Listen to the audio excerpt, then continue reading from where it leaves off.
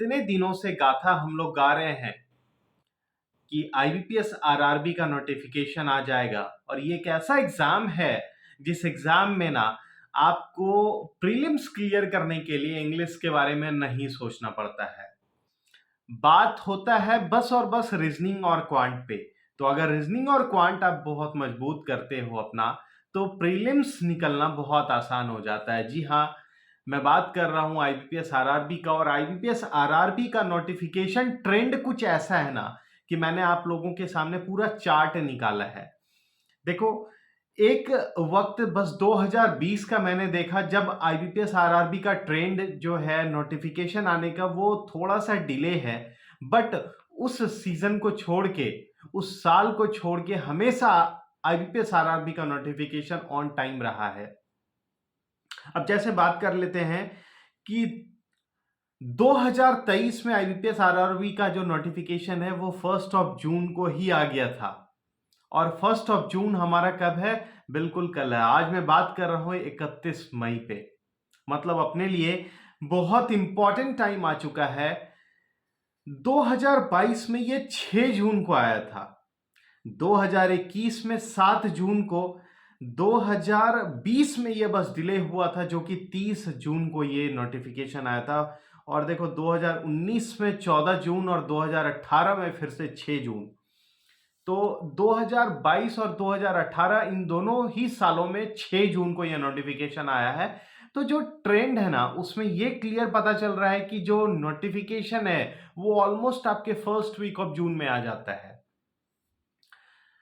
First of week अगर जून में ये नोटिफिकेशन आता है तो आपके पास टाइम रहता है जून और जुलाई का, क्योंकि ऑलरेडी जो कैलेंडर आ चुका है आईबीपीएस का उसमें ये क्लियर है कि अगस्त के मंथ में आपका एग्जाम शेड्यूल है।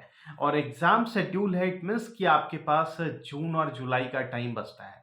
मैं हमेशा एक बात बोलता हूं कि जब मैं कॉलेज के डेज में था तो एक टीचर थे, उन्होंने मुझे बहुत अच्छे से इस बात को बताया था कि देखो, जिस दिन आप फॉर्म फिल करते हो, जिस दिन नोटिफिकेशन आता है, उस दिन से अगर आप अपने प्रिपरेशन में लग जाते हो ना तो क्वाइट चांसेस रहता है कि आप एग्जाम को क्लियर कर दो। जिस दिन आपने फॉर्म फिल करा उस दिन आपका ये चांसेस रहता है ना कि हाँ जी, आप पास कर जाओगे।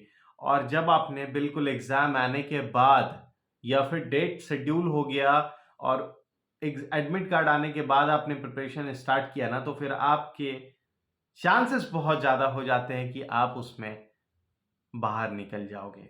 इसीलिए जो टाइम है ना इसका यूटिलाइजेशन करो, क्योंकि 2 महीने बस बचे हैं। नोटिफिकेशन इतना इंपॉर्टेंट है ये कि बिल्कुल आपके सामने कभी भी किसी भी वक्त आ सकता है, क्योंकि फर्स्ट ऑफ वीक जून में लगभग हम लोग एंटर कर चुके हैं माय डियर फ्रेंड्स।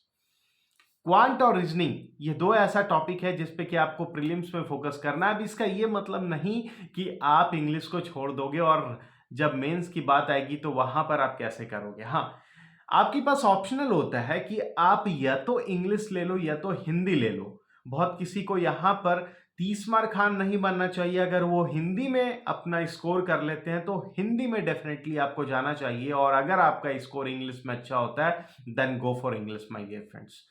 शेयर कर देना मेरे इस वर्ड को, मोटिवेटेड हो जाओ। और बस मोटिवेशन ही काम नहीं आएगा, यहां पर आपका काम आएगा कि स्टार्ट कब से करते हो, आप अपने आप को पुश कब देते हो।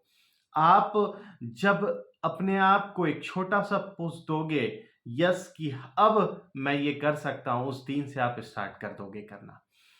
स्टार्ट करो प्रिपरेशन, इस बार क्लियर करो। 2024 आपका है। 2024 में जितने भी सिलेक्शन है, जितने भी सीट आने वाले हैं, उस सीट में बस आपको एक सीट चाहिए और वो एक सीट आपका होगा। ये मन में निश्चय करके स्टार्ट कर दो प्रिपरेशन। बाकी मेरे वर्ड्स को शेयर कर देना अपने फ्रेंड्स तक, अपने फैमिली मेंबर्स तक। नए हो इस चैनल पे तो सब्सक्राइब जरूर करना।